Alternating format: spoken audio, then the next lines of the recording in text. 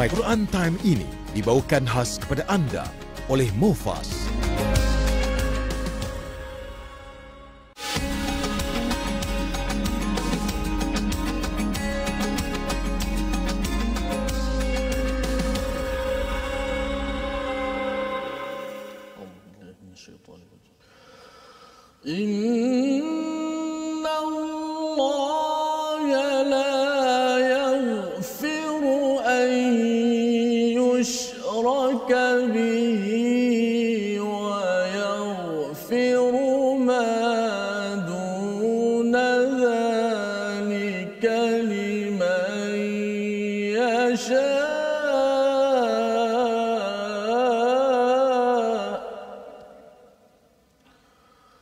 ومن يشرك بالله فقد ضل ضلالا بعيدا صدق الله العظيم.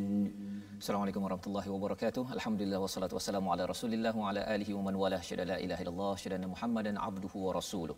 Allahumma salli ala sayidina Muhammad wa ala alihi wa sahbihi ajma'in. Amma ba'd. Apa khabar tuan-tuan dan puan yang dirahmati Allah sekalian? Kita memanjatkan kesyukuran pada Allah Subhanahu wa taala pada hari ini. Kita bersama dengan Ustaz Tirmizi. Apa khabar Ustaz? Alhamdulillah. Alhamdulillah ya, kita ceria gembira ya meneruskan juz yang kelima kita, perbincangan daripada surah An-Nisa yang memberi gambaran besar, memberi panduan, memberi peraturan kepada kita tentang bagaimana menguruskan isi dalam rumah dan juga bagaimana kita menghadapi pelbagai jenis manusia, insan di dalam di dalam kehidupan kita, di kalangan orang-orang yang beriman, orang-orang yang ada penyakit di dalam hatinya. Dan inilah surah An-Nisa, surah yang keempat daripada surah di dalam Al-Quran. Jadi pada hari ini mari sama-sama kita kongsikan dengan rakan-rakan sambil kita membaca doa permulaan majlis ilmu kita, iaitu subhanakala ilma lana illa ma 'allamtana innaka antal alimul hakim. Maha suci-Mu ya Allah, tidak ada ilmu kecuali yang Engkau ajarkan kepada kami. Engkaulah yang maha mengetahui, Engkaulah yang maha bijaksana.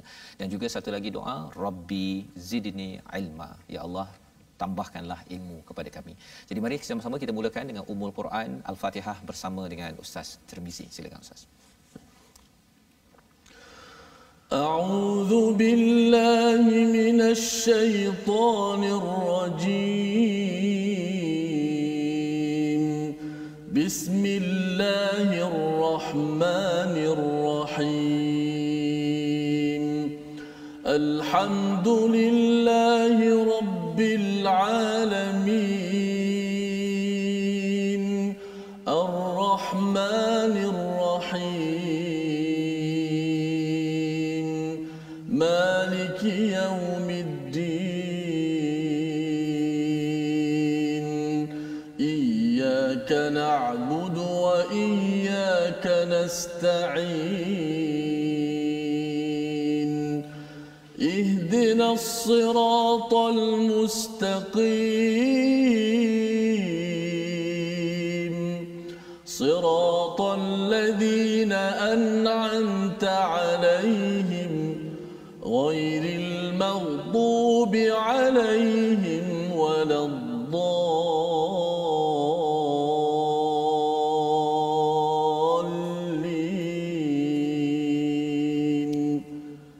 آمين.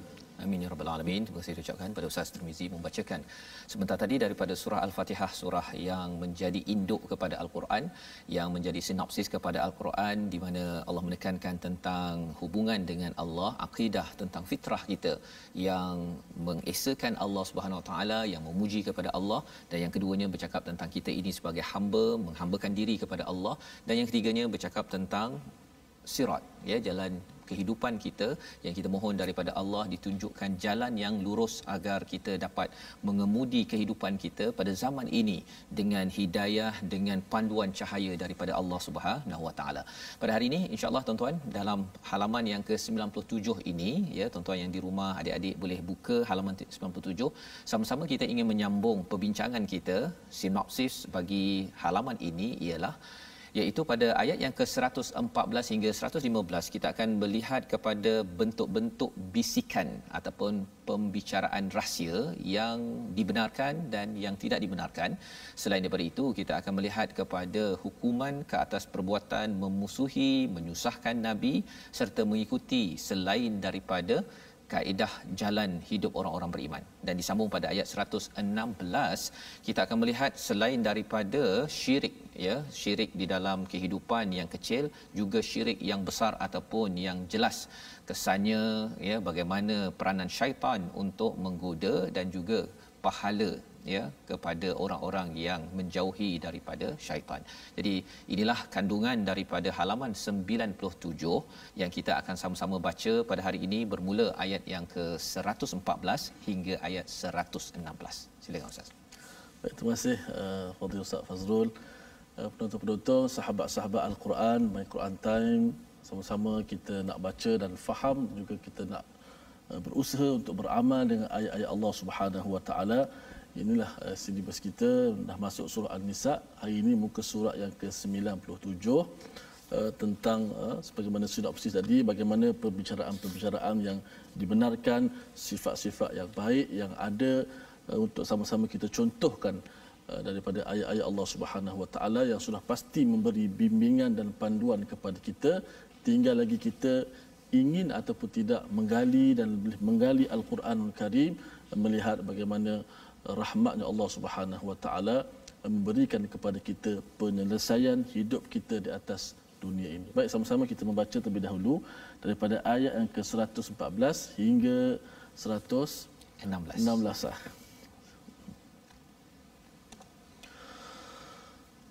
A'udzu billahi minasy syaithanir rajim.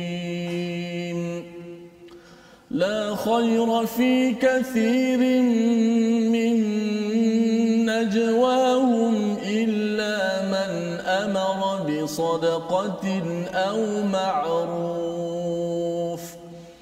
إلا من أمر بصدقة أو معروف أو إصلاح بين الناس ومن يفعل ذلك ابتغاء مرضات الله فسوف نؤتيه أجرا عظيما ومن يشاقق الرسول من بعد ما تبين له الهدى ويتبع غير سبيل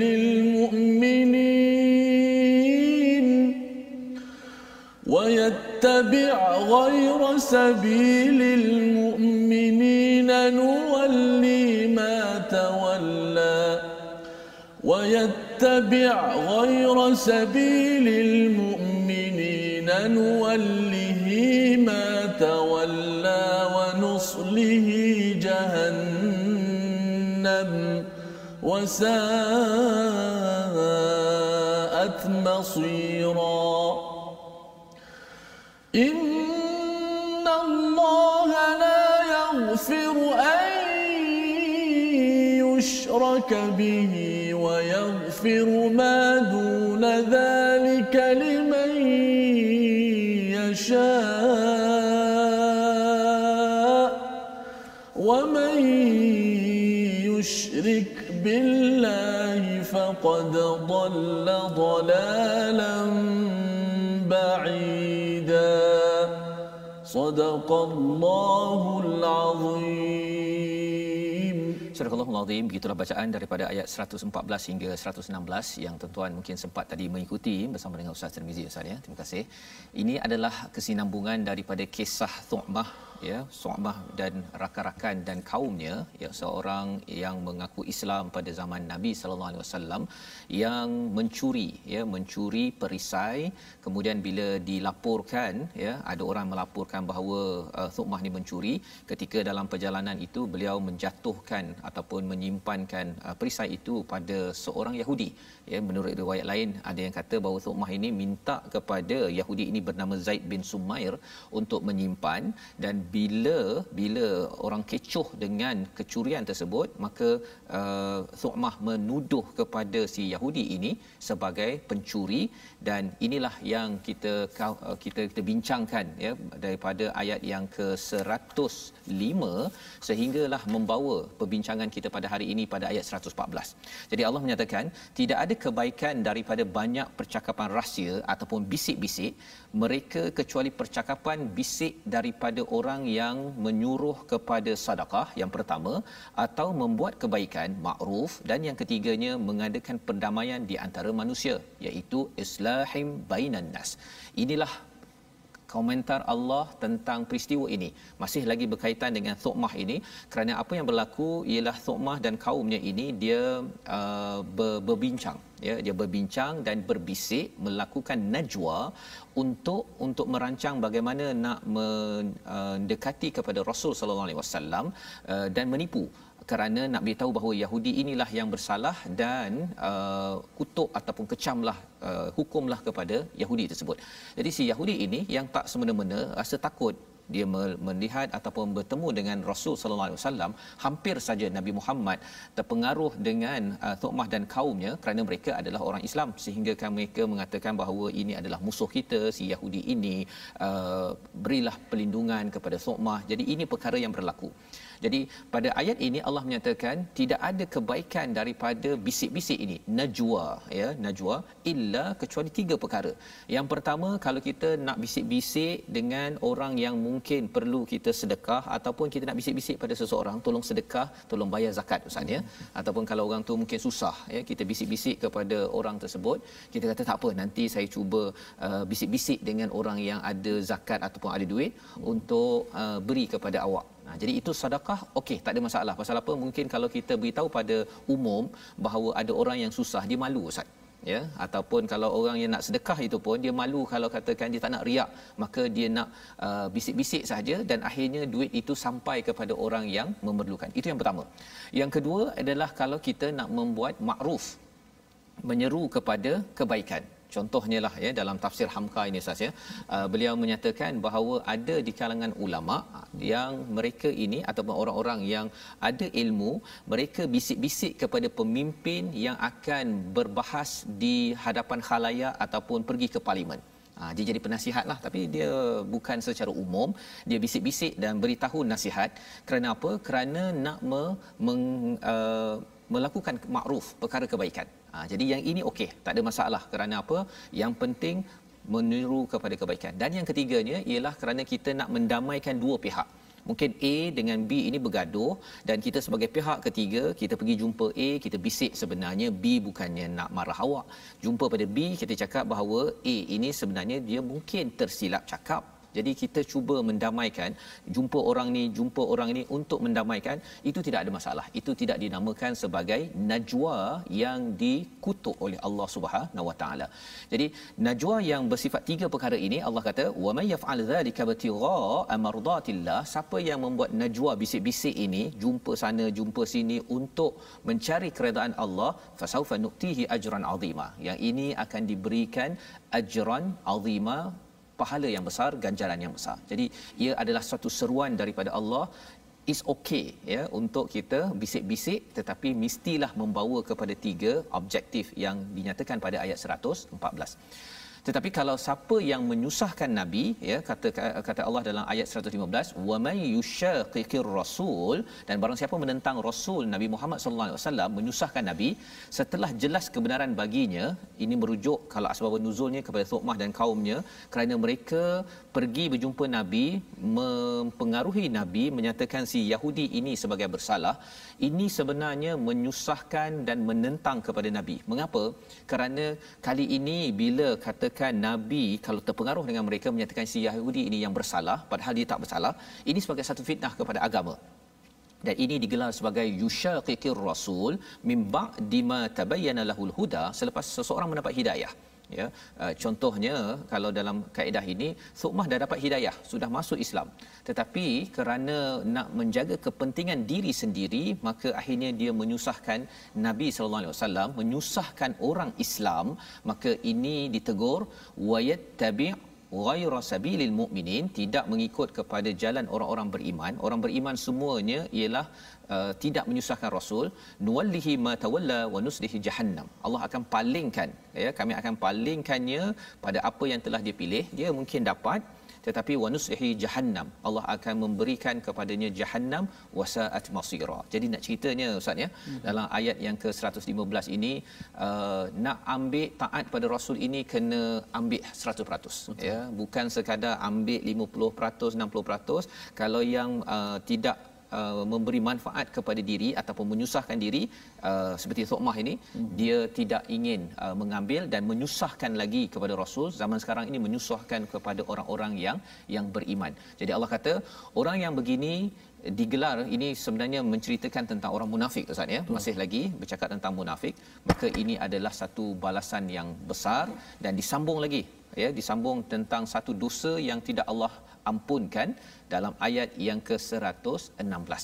Jom kita baca sama-sama apakah dosa tersebut. Mungkin tuan-tuan dah tahu, ini disentuh pada ayat yang ke-48 sebelum ini. Allah tak ampunkan satu dosa, tetapi di sana ayatnya lebih kurang di sini cuma ada sedikit perbezaan. Kita sama-sama baca dahulu. Silakan Ustaz.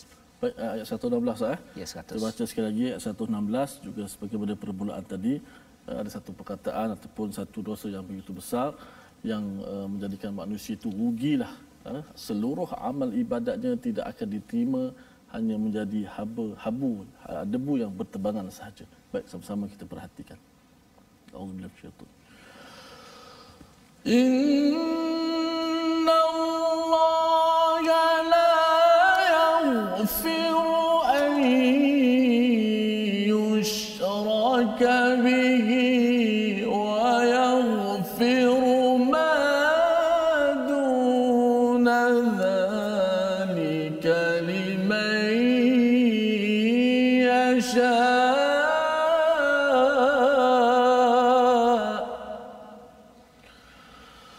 ومن يشرك بالله فقد ضل ضلالا بعيدا صدق الله العظيم.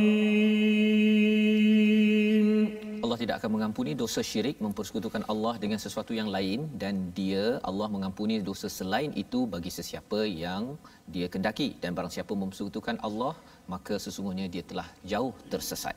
Dalalam ba'ida, istilah yang digunakan. Kalau kita bandingkan dengan ayat 48 yang telah pun kita baca, yang telah pun kita tadabbur pada ayat 48, di mana pada muka surat 86, tuan-tuan yang berada di rumah, ya, kita bandingkan.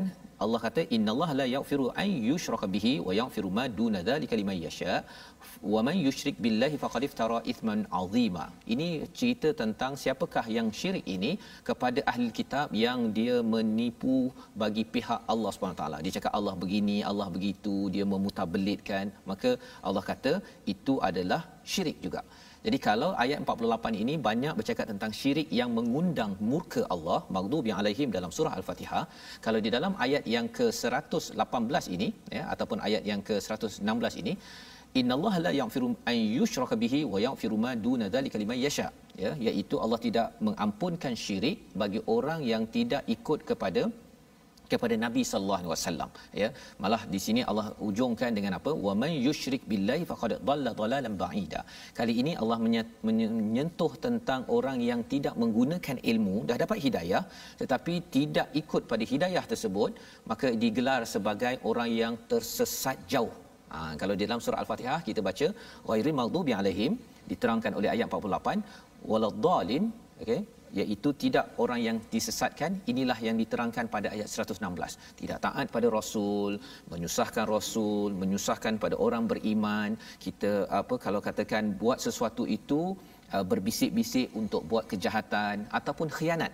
Khianat di dalam kehidupan kita adalah satu perkara yang mengundang kepada dhalalam ba'ida, kesesatan yang jauh. Dan bila sesat yang jauh ini Ustaz, ya, kesannya ialah kadang-kadang dia tak perasan pun bahawa dia sesat, ya. Dia rasa macam dia Islam, dan itu yang menakutkan sebenarnya ayat-ayat tentang munafik ini.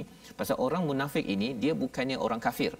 Orang kafir memang kita dah jelas dia bukan beragama Islam. Atas kad pengenalan bukan Islam. Tapi kalau zaman Nabi ini kalau ada kad pengenalan Ustaz ya, atas kad pengenalannya Islam. Tok Mah ini dia mengaku syahadatain, sembahyang bersama dengan Nabi. Tetapi apa yang dia buat itu adalah menyusahkan Nabi, khianat. Itu sebenarnya menandakan bahawa ada virus ya, ada virus di dalam hatinya. Kerana apa? Kerana ada syirik yang dibuat, kerana ada Tuhan selain daripada Allah, iaitu nafsunya ataupun orang-orang di sekelilingnya ataupun harta-harta yang menjadi seteru kepada Allah Subhanahu Wa Taala. Jadi ini pelajaran penting yang kita ingin pastikan kita elakkan, dan pada hari ini kita nak lihat kepada paparan ya ataupun senario pertama. Mari kita saksikan, iaitu apabila kita bercakap tentang bisik-bisik, kat situ ada bisik-bisik itu. Bisik-bisik okey kalau katakan kita bisik-bisik pada adik-beradik kita, kita bisik-bisik pada kawan kita untuk lebih banyak lagi membuat kebaikan ataupun nak sedekah, is okey.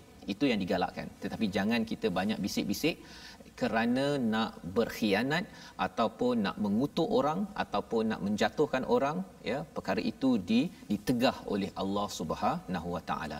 Dan ini membawa kita pada perkataan kita pada hari ini. Mari sama-sama kita saksikan perkataan kita pula, iaitu perkataan fa'ala yang kita boleh sama-sama lihat ya. Di dalam al-Quran ada perkataan fa'ala pada ayat 114, maksudnya melaksanakan ataupun membuat, berulang 108 kali di dalam al-Quran. Kalau ayat 114 ini, wa may yaf'al dzalika ibtigha'a mardatillah, siapa yang buat ya, buat apa? Buat bisik-bisik.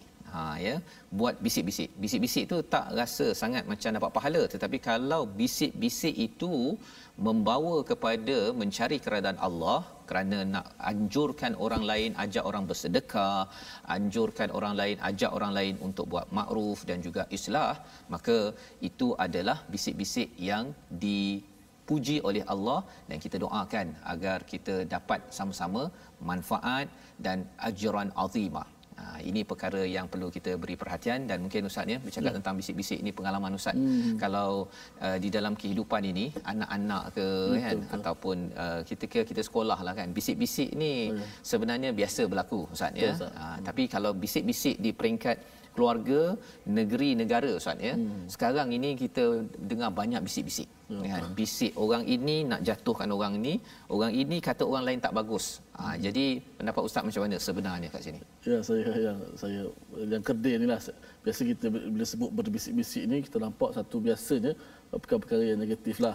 Adu domba, permusuhan, bisik-bisik benda yang tak elok kan, nak mengumpat pun kadang-kadang berbisik-bisik. Rupanya hari ini ada juga pengajian berbisik, tapi ada perkara-perkara yang boleh dibenarkan Ustaz. Dibenarkan ya. Jadi ini perkara yang kita sedar ya, kita boleh berbisik, tapi maksudnya ialah kalau tak payah bisik, buat apa bisik kan. Cuma bisik ini kerana kita nak mengelakkan kalau sedekah nanti orang itu malu ataupun riak ya. Kalau katakan makruf tadi itu kita nak buat baik, tapi mungkin kalau kita cakap di halayak ramai, mungkin idea baik kita itu akan ditekan ataupun diketepikan. Maka bisik-bisik itu yang penting membawa pada makruf ataupun mendamaikan sesama manusia. Jadi kita berehat sebentar, kita kembali My Quran Time, baca, faham, amal insya-Allah.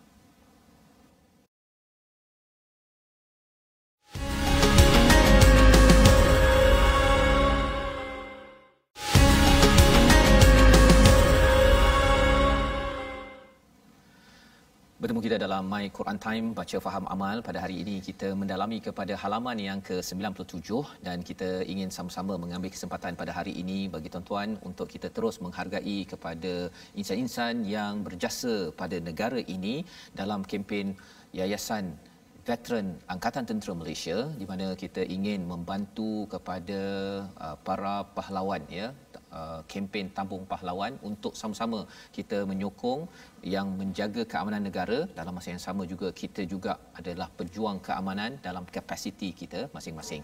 Jadi nombor yang tertera, tuan-tuan boleh berkongsi, dan kita ingin teruskan dengan slot perbincangan tajwid kita pada kali ini bersama Ustaz Tarmizi. Baik, terima kasih kepada Ustaz. Betul-betul sahabat-sahabat Al-Quran, sebelum itu saya nak ingatkan kepada semua untuk kita sama-sama meramaikan lagi ukhuwah kita Islamiah itu di platform rasmi yang kita ada, Facebook Sahabat Al-Quran my hashtag Quran Time dan my hashtag Quran Time, juga YouTube iaitu My Quran Time Official dan Instagram My Quran Time Official.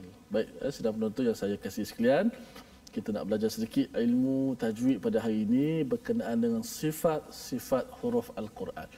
Boleh kita perhatikan di skrin kita. Kita hari ini belajar sifat huruf yang ketiga, iaitu sifat syiddah. Syiddah lawan dia rakhawah. Tapi hari ini kita nak fokus pada apakah maksud syiddah. Kalau semalam kita belajar jahar dan hamas, ia berkaitan dengan nafas. Berkaitan dengan nafas tersekat ataupun nafas tertahan. Hari ini kita belajar berkaitan dengan suara pula. Kena beza tu, nafas satu benda yang lain, itu jahar dan hamas. Hari ini syiddah dan rakhawah ia berkaitan dengan suara pula. Adapun syiddah yang kita nak belajar hari ini dari sudut bahasa maksud dia kuat. Kita boleh gambar bahawa huruf yang bersifat dengan syiddah ni adalah huruf yang kuat. Apa maksud syiddah dari sudut istilah tajwidnya? Ialah suara yang tertahan. Bukan nafas ya, ini suara pula. Kalau semalam berkenaan dengan nafas, hari ini suara. Syiddah suara yang tertahan semasa menyebut hurufnya kerana berpegang kuatnya huruf tersebut pada makhrajnya. Huruf syiddah ada berapa? Tuan-tuan puan-puan sekalian, huruf syiddah ada berapa tu? 8. Yang terhimpun dalam rangkaian kata ajid, qatin, bakat. Ajid, alif, hamzah, jim, dal, qatin, qaf dan ta, dan juga bakat, ba, kaf dan ta. Ada berapa tu? 1, 2, 3, 4, 5, 6, 7, 8. Ada 8 huruf syiddah yang terhimpun dalam rangkaian kata ajid, qatin, bakat. Cuba sebut sikit kat rumah tu. Ajid, qatin, bakat. Kita buat contoh satulah supaya kita lebih nampak mudah apa yang maksud suara tertahan tu. Tengok pada fasawfa nu'tihi ajran 'azima, ayat pertama yang kita baca pada hari ini, la khaira fi katsirin, di hujung tu. Hujung ayat 114. Fasawfa nu'tihi ajran 'azima. Cuba lihat hamzah yang mati tu. Fasawfa nu'tihi. Hamzah tu adalah huruf syiddah. Apa maksud syiddah? Suara tertahan. Tertahan mana? Tertahan pada makhraj huruf tersebut. Kalau hamzah tertahan pada makhraj hamzah lah. Hamzah di mana? Di pangkal leher kita. A, I, U, A. Dia tertahan. Suara kita bila menyebut hamzah tu dia tertahan. Tengok contoh ayat. Fasawfa nu'tihi ajran 'azima. Fasawfa nu'tihi suara kita kan tersekat. Kalau kita buat fasawfa nu'ti, tu salah lah. Mana kita tak sekatkan suara kita pada hamzah. Ada yang baca fasawfa nu'ti, ada pula fanu. Sepatutnya fanu. Matikan suara tu sebab suara tu tertahan. Kenapa tertahan? Dia adalah sifat yang syiddah. Tak tahu sebut nama syiddah pun tak apa. Tak ada masalah. Tapi baca tu betul. Maknanya bila hamzah suara tu kena tertahan. Bila tahan apa? Maksud suara tu kita dengar berhenti. Tak boleh nuti, tu tak berhenti. Tu saya bagi contoh yang berbaris. Kalau dia contoh tu contoh yang mati, nuti kan, hamzah mati. Kalau hamzah tu berbaris pun sama juga. Contoh kita baca banyak ayat. Ya ayyuha. Cuba perasan selepas kita panjang ya, nak ambil ayyuha tu kan suara kita tertahan dulu pada makhraj. Tapi itu berbaris pun dia tertahan. Kalau mati lebih terasa dia punya sifat tertahan tu. Okey, selama kita selamat beramal lah berkaitan dengan sifat syiddah. Lawan dia apa?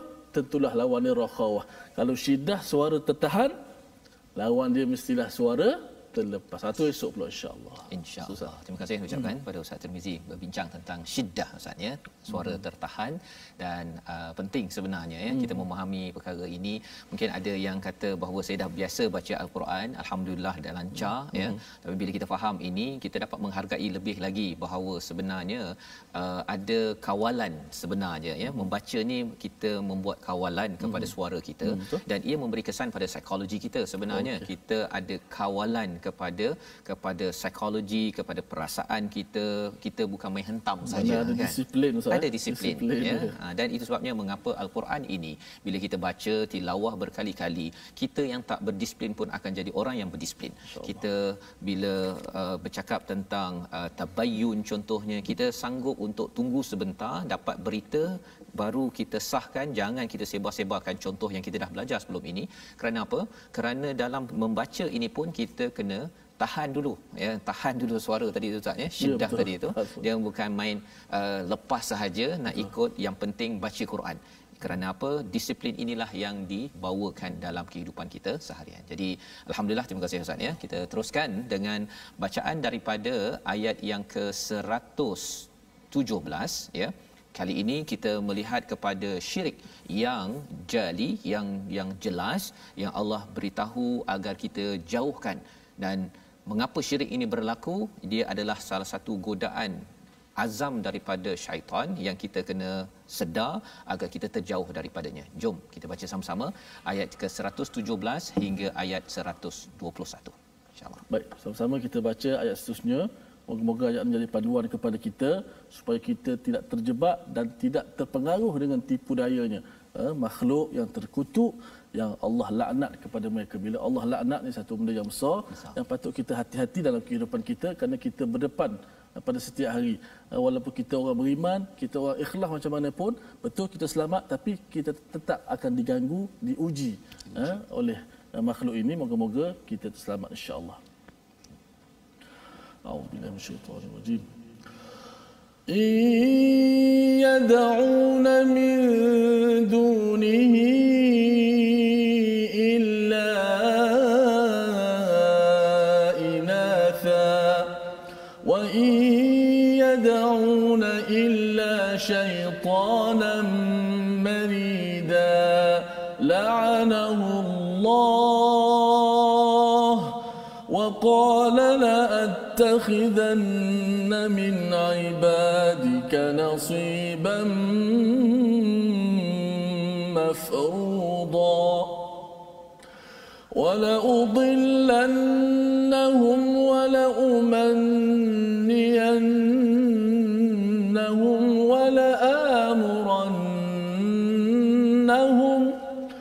ولآمرنهم فليبتكن آذان الأنعام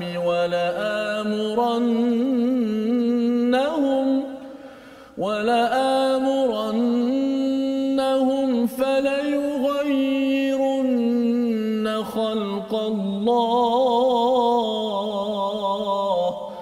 ومن يتخذ الشيطان وليا من دون الله فقد خسر خسرانا مبينا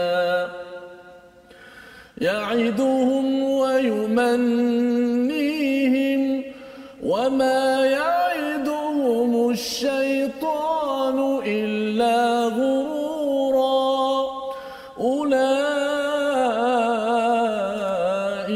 مأواهم جهنم ولا يجدون عنها محيصا صدق الله العظيم. Surah Al-Azim ayat yang ke-117 hingga ayat 121 ini memberi panduan kepada kita bahawa ayat 117 yang mereka sembah selain Allah itu tidak lain hanyalah inasa, iaitu berhala yang dikaitkan dengan untha Ustaz ya. Maksudnya mereka kaitkan berhala ini dengan perempuan. Ya, jadi itu sebabnya kalau katakan ilah, dia ada beritahu biasa dikaitkan Allah ilah itu lelaki, kemudian dia punya perempuannya itu Lata. Kalau katakan aziz itu lelaki, ini kefahaman mereka, syirik mereka ini pasal mereka ini digoda oleh syaitan memberitahu perkara yang tak betul. Kalau aziz dia letak kepada Uzza contohnya, ataupun Manat contohnya daripada Manan. Jadi nama-nama itu diberikan, ya, Allah menyatakan daripada ayat 117 yang mereka sembah selain Allah itu tidak lain hanyalah inatha, berhala yang mereka kaitkan dengan perempuan, dan mereka tidak lain hanyalah menyembah syaitan yang derhaka, ya. Jadi bagi mereka, dan pelik juga kalau mereka itu dapat anak lelaki mereka suka, tapi dapat anak perempuan tak suka. Tapi bila malaikat dikata perempuan, Tuhan dikaitkan dengan perempuan, pelik dia punya cara berfikir. Tetapi kalau kita rasa pelik, kadang-kadang perkara ini boleh menyusup kerana apa? Kerana syaitan memang ada kemahiran untuk menipu, ya, kecuali bagi orang-orang yang mendapat hidayah daripada Allah, yang kita mohon Allah beri hidayah kepada kita pada generasi kita, insya-Allah. Jadi apakah yang Allah nyatakan, wa in yad'una illa syaitanan marida, ayat yang ke-17, dan mereka tidak lain hanyalah menyembah syaitan yang derhaka. Syaitan yang derhaka ini dia ada marida, dia ada keinginan yang besar untuk mengajak nak menjadi geng ataupun kuncu-kuncunya agar dapat temankan dia di dalam neraka nanti. Ini azam yang telah diberikan, yang kita boleh baca nanti pada surah Al-A'raf. Dan seterusnya pada ayat 118, la'anahullah, Allah melaknat mereka itu siapa? Iaitu syaitan yang menjauhkan daripada manusia ini daripada rahmat Allah. Wa qala la'attakhidanna min ibadika nasiban mafruḍa, ya. Apakah kata mereka, kata syaitan ini, yang kita perlu faham macam mana syaitan ini kita tak nampak. Ini adalah rahsia yang Allah bongkar untuk kita tahu apakah yang menyebabkan seseorang itu dapat melakukan syirik kepada Allah. Apa kata mereka? Dia kata, aku pasti akan mengambil bahagian tertentu daripada hamba-hambamu. Jadi istilahnya nasiban mafruḍa, iaitu bahagian yang ditentukan untuk menjadi pengikut. Dia nak cari pengikut, Ustaz, ya. Nak cari nasib, bahagian dia yang ditentukan, yang layak untuk dia. Apakah yang berlaku? Maksudnya mereka akan hantar, kalau kepada yang beriman kuat, dia akan hantar general, Ustaz. Itu dia. Itu sebabnya kalau contohnya Nabi Adam digoda oleh syaitan, ya, sehingga kan makan ataupun mendekati kepada pohon, ataupun kepada Nabi Yunus contohnya digoda agar akhirnya merajuk, Ustaz. Orang tak layan, ya, merajuk, rasa marah, mughadiban, ya, dan bawa diri padahal sebenarnya sebagai seorang nabi, ya, perlu bersemangat, tetapi kerana syaitan menggoda terkesan juga. Ataupun digoda kepada Nabi Ibrahim contohnya ketika nak menyembelih anaknya tu, seruan daripada Allah, dia tergoda juga, ya, tetapi kerana nabi ini dilindungi oleh hidayah daripada Allah, maka mereka terselamat. Dan pada ayat yang seterusnya, wala udillannahum. Macam mana nak baca ni, Ustaz? Ayat ke 119 ini. Dia pasal ada banyak dia punya sabdu tu kan. Betul. Perkataan ni wala udillannahum. Kalau hamzah berada di atas, kalau kita perasan hamzah berada di atas betul-betul alif tu, wala u. Jadi la tu tak boleh panjang. Tak boleh panjang. Okey, kalau berbeza pada baris yang bawah tu, wala amurannahum, bawah pada wala udillannahum tu ada wala amurannahum. Kalau perasan wala itu hamzah tu di tengah sedikit, menandakan alif itu mati baginya. Wala jadi panjang. Jadi yang pertama tu wala udillannahum, u tu tak panjang. Tak panjang. Yang kedua pun tak panjang. Yang ketiga panjang. Yang ketiga panjang. Itu kadang-kadang dia keliru juga tu. Tapi kalau tengok pada penulisan beza sikit, hamzah tu diletakkan pada tengah sikit. Jadi ini sebagai satu pelajaran penting. Yang itu mungkin nanti hukumnya kita belajar kemudian, Ustaz, ya. Tapi pasal dah halaman kita dah jumpa ni, nak kena pastikan tuan-tuan, ya, jangan terlajak pula. Jadi ini bercakap tentang bagaimana syaitan menyesatkan manusia, ya. Wala udillannahum ini, dan sungguh akan aku sesatkan mereka, ini kata-kata mereka, dan kemudian sungguh akan aku buat mereka berangan-angan. Ini dia punya langkah-langkah dia. Macam mana dia nak menyesatkan? Dia bagi angan-angan. Dalam Al-Quran ada perkataan amani, ini satu, dan satu lagi kalau dalam surah Al-Kahfi amal, ya, bukan amal, alif mim lam. Jadi kalau amal itu angan-angan juga tu, Ustaz, ya, tetapi amal angan-angan yang ada jalan untuk mencapainya. Kalau kita ada anak, ada harta, kalau nak dapatkan ganjaran di sisi Allah itu, Allah kata itu adalah ajran ataupun itu adalah ahsanu amala, ya, sebagai satu angan-angan yang bagus. Pasal apa? Boleh dicapai. Tetapi di sini wala umanniyannahum ini maksudnya apa? Angan-angan yang tak dapat dicapai. Ya, contohnya lah kalau katakan syaitan akan cakap pada orang yang minum arak, contohnya nanti dapat tenang. Memang takkan dapat capai dengan arak tenang. Ataupun kalau dengan rokok saya tenang, takkan dapat capainya tenang. Ya, ataupun kalau katakan dengan apa? Kalau dengan judi nanti saya menang, contohnya. Dia bagi angan-angan yang tidak dapat dicapai ataupun sesuatu yang tidak benar. Dan selepas itu apakah yang berlaku? Wala amurannahum. Dia syaitan akan menyuruh, pasal bila orang tu dah ada angan-angan pada benda yang salah yang tak dapat dicapai, dia akan suruh untuk buat perkara-perkara yang tidak patut. Falyubattikunna adanal an'am, iaitu potong telinga kepada binatang ternakan. Dia kadang-kadang zaman jahiliah itu kalau ada 4 anak lembu ataupun unta ke, yang kelima tu dia guntingkan dia punya telinga itu. Maksudnya ini adalah binatang yang suci. Ya, benda ini bukan sekadar zaman jahiliah, zaman sekarang pun ada juga kumpulan yang menyembah kepada haiwan yang disucikan, yang diletakkan, yang dicederakan sedikit bahagian telinga je, dan kemudian disuruh untuk menukar khalqallah. Apa maksud menukar kepada khalqallah? Ciptaan-ciptaan Allah. Ini yang menyebabkan kalau Ibnu Abbas kata menukar agama Allah. Pasal apa yang Allah jadikan ini salah satunya untuk ikut pada agama Allah. Tapi yang keduanya Ustaz ya, perbincangan tentang istilahnya washim. Washim ni maksud zaman sekarang ialah tattoo. Bila ada kulit cantik dah tapi dia rasa macam tak cukup warna, jadi dia pergi toreh, dia pergi cederakan, panaskan kulitnya itu, kemudian letak gambar rama-rama, letak, itu namanya tattoo. Ataupun ada yang kata bahawa saya nak tukar muka saya, ya, tukar daripada hidung yang ada sekarang tu, ya. Jadi ataupun kalau perbincangannya ada kening ni Ustaz ya, dia pergi cukur keningnya. Ya, dia pergi cukur keningnya tanpa ada sebab-sebab perubatan apa sebagainya, maka ini adalah godaan daripada siapa? Godaan daripada syaitan. Jadi ini perkara yang perlu kita beri perhatian.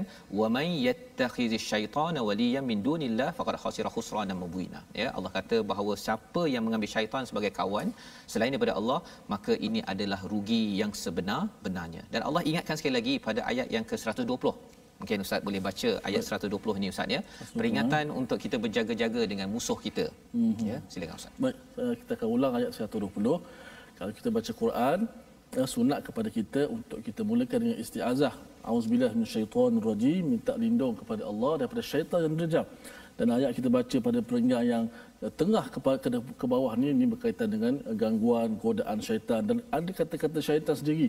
Wa qala la attakhidanna. Selepas la'anahullah ayat 118, yang dilaknati Allah ialah syaitan. Dia mengatakan aku pasti akan mengambil bahagian tertentu daripada hamba-hambanya. Ini kata-kata syaitan. Jadi untuk basmalah, bismillah pula nak mulakan pada ayat Al-Quran, kalau awal surah benar kita baca basmalah. Adapun di tengah-tengah surah ini, dia bukan ayat pertama, di tengah-tengah ayat, di tengah-tengah surah, itu adalah pilihan kita nak baca ataupun tidak. So antara adabnya kata para ulama, adab untuk kita basmalah di tengah. Kalau kita boleh tengok makna dahulu lebih baik. Maknanya kalau kita tengok ini berkenaan dengan syaitan dan tipu daya mereka, kita tak perlu baca basmalah lagi. Cukup auzubillahi minasyaitonirrajim, syaitan yang derajam itu, kemudian kita terus baca sahaja. Mudah-mudahan kita diberi kekuatan oleh Allah, selamat daripada tipu daya dan godaan syaitan tadi. Auzubillahi minasyaitonirrajim. Ya'iduhum wa yumannihim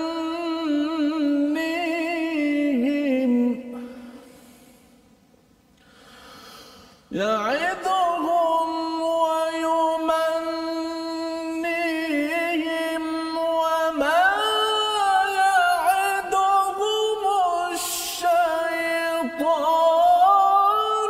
illa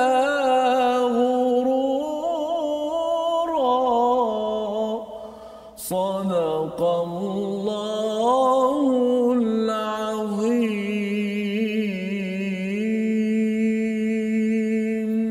Syaitan itu memberikan janji-janji kepada mereka dan membangkitkan angan-angan kosong kepada mereka padahal syaitan itu hanya menjanjikan penipuan belaka kepada mereka.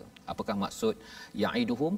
Mereka menjanjikan, ya, dia akan bisik-bisik ke telinga kita, ya, bahawa tak apa, semayang lambat tak apa, nanti dia akan diampunkan, ya, tak apa kamu tak baca Quran, tak faham pun tak apa, kamu dapat pahala, dapat masuk syurga, tak apa. Perkara-perkara itu kita kena beri perhatian, ya, jangan sampai kita yuman nihim berangan-angan kosong, ya, angan-angan kosong. Kita angan-angan kosong maksudnya benda tu tak ada asas dalam al-Quran. Kita rasa sahaja bahawa is okay kan, tapi Allah kata tak okey, kan. Jadi itu sebabnya di dalam kehidupan kita al-Quran amat penting. Wama ya'iduhumus syaitanu illa ghurura. Tidaklah syaitan itu, janji syaitan itu ghurura, iaitu bersifat memperdaya. Kita rasa kita okey, tak okey. Malah sebenarnya ustaz, ya, bukan mereka, syaitan ini mengganggu kita untuk buat maksiat keburukan saja. Bila kita dah buat baik pun, ya, kita dah baca Quran pun, ataupun kita bangun pagi dah sembahyang, kemudian kita selfie kata alhamdulillah, kita nak beritahu pada orang bahawa dah sembahyang tahajud contohnya, kan. Kalau ia atas dasar riak, ya, bukan kerana nak mengajak orang ke arah kebaikan, dua perkara yang berbeza di situ. Itu adalah syaitan. Dia menggoda orang yang baik, cara orang baik. Orang yang tak baik itu dia godalah, kadang-kadang dia mudah aja, tak payah dia hantar general, hantar yang dia punya prebet pun dah cukup untuk menggoda kepada seorang manusia. Dan Allah membuat kesimpulan pada ayat 121, ulaika ma'wahum, mereka itu tertipu di tempatnya di neraka jahanam dan mereka tidak akan mendapat tempat lain untuk lari daripadanya. Jadi Hamka dia membuat perumpamaan, kalau kita buat masak nasi ustaz, ya, masak nasi, kita kata jangan letak air banyak sangat. Tapi kita tak nak ikut peraturan, atau mak cakap jangan letak air banyak sangat, ukur pakai letak satu ataupun dua tu, kan. Tengoklah nasi basmati ke nasi apa. Jadi kalau mak cakap begini, ukur betul-betul. Tapi kalau si anak tidak mahu ikut, bila sudah masak, bila buka saja apa yang nampak sudah menjadi, kalau terlebih air menjadi bubur. Jadi bila kita nak selamatkan diri kita ni, tak nak menjadi bubur, syaratnya kita ambil peringatan di sini, di dunia ini. Tapi bila dah sampai di akhirat nanti, Allah kata wala yajiduna anha mahisa, iaitu mereka tidak akan dapat lari daripadanya kerana nasi sudah menjadi bubur. Yang moga-moga kita dapat mengambil pelajaran, ya. Kita lihat pada situasi yang kedua di atas skrin, iaitu menyembah kepada perkara-perkara syirik, ya, ataupun menyembah kubur, meminta kepada wali. Perkara-perkara itu adalah yang membawa pada syirik, yang kita doakan kita terjauh, jangan jumpa bomoh, dukun, orang-orang kubur-kubur, kita minta macam-macam panduan ataupun meminta keselamatan, kerana hanya Allah sahaja yang dapat membantu kita. Jadi kita bersihkan perkara ini, inilah yang membawa kepada resolusi kita pada hari ini, iaitu pada ayat yang ke-114, elakkan mesyuarat lain kecuali untuk tiga perkara: untuk menggalakkan orang bersedekah, menganjurkan kebaikan, mengadakan pembaikan. Yang pertama. Yang kedua, kita menyemak dan elakkan diri daripada terlibat dengan amalan-amalan syirik. Ya, sekarang ada yang letak dream catcher di dalam kereta ustaznya, itu jangan kita letak kerana itu adalah tanda syirik, naudzubillah min zalik. Dan yang ketiganya, berhati-hati dan elakkan ikut syaitan dalam hidup kita, ya, dengan apa? Dengan selalu baca isti'azah dan kita selalu mengikuti kepada panduan daripada al-Quran. Jadi mari sama-sama kita doa ustaz agar Allah pimpin kita, insya-Allah. Bismillahirrahmanirrahim. Alhamdulillahirabbil alamin, wassalatu wassalamu ala asyrafil anbiya'i wal mursalin wa ala alihi wa sahbihi ajma'in. Allahumma inna nas'aluka fi'lal khairat wa tarkal munkarat wa hubbal masakin. Ya Allah, ya Tuhan kami, berikanlah kekuatan kepada kami untuk sentiasa melakukan perkara-perkara kebaikan, ya Allah, yang mengundang kasih sayang daripada-Mu, ya Allah. Ya Allah, jauhkanlah kami daripada tipu daya dan gangguan godaan syaitan dan lain-lain, ya Allah. Ya Allah, tunjukkanlah kami jalan yang lurus, ya Allah. Ya Allah, tunjukkanlah kepada kami jalan yang Kau redai, ya Allah. Ya Allah, jauhkanlah daripada kami angan-angan yang kosong, ya Allah. Berikanlah kekuatan kepada kami untuk beramal sehingga kami bertemu kepada-Mu, ya Allah. Ya Allah, kurniakanlah kepada kami husnul khatimah, ya Allah. Ya Allah, kurniakanlah kepada kami husnul khatimah. Ya Allah, kurniakanlah kepada kami pengakhiran yang baik, ya Allah. Pengakhiran yang kami menyebutnya kalimah la ilaha illallah. Pengakhiran yang kami sentiasa melakukan amal soleh kepada-Mu ya Allah. Amin ya rabbal alamin. Walhamdulillahi rabbil alamin. Amin ya rabbal alamin. Alhamdulillah, terima kasih diucapkan pada Ustaz Tirmizi membacakan doa yang diaminkan oleh tuan-tuan yang berada di rumah. Kita mohon pada Allah agar masyarakat kita, keluarga kita, diri kita dijauhkan daripada syaitan, dilindungi dengan selalu kita mengambil panduan yang tertera pada halaman 97 ini. Inilah kempen yang kita ingin bawakan dalam Wakaf untuk Ummah, satu usaha kita ingin menyebarkan kesedaran isi daripada Al-Quran untuk sama-sama untuk sama-sama kita membuat kempen untuk menyebarkan isi Al-Quran ini, dan kita nak memastikan juga tuan-tuan di dalam kita menjaga keamanan kita di dunia akhirat ini, jangan lupa untuk kita menjaga SOP kita. Dalam keadaan kita diberi ruang oleh Allah membaca Al-Quran ustaznya, kita menjaga SOP juga adalah salah satu daripada tanda bersungguhnya usaha kita. Dalam masa yang sama kita berdoa kepada Allah agar negara ini dilindungi dan dimakmurkan dengan bantuan daripada Allah Subhanahu Wa Taala. Jadi kita bertemu balik semula pada jam 5 petang, pada jam 10 malam dan 6 pagi. Kita mengucapkan ribuan terima kasih kepada tuan-tuan. Kita mengucapkan ribuan terima kasih kepada Mufas yang membawakan rancangan ini untuk sama-sama mendoakan kepada tuan-tuan sekalian kita dijauhi daripada syaitan, dipimpin oleh Allah Subhanahu Wa Taala. My Quran Time, baca, faham, amal, insya-Allah.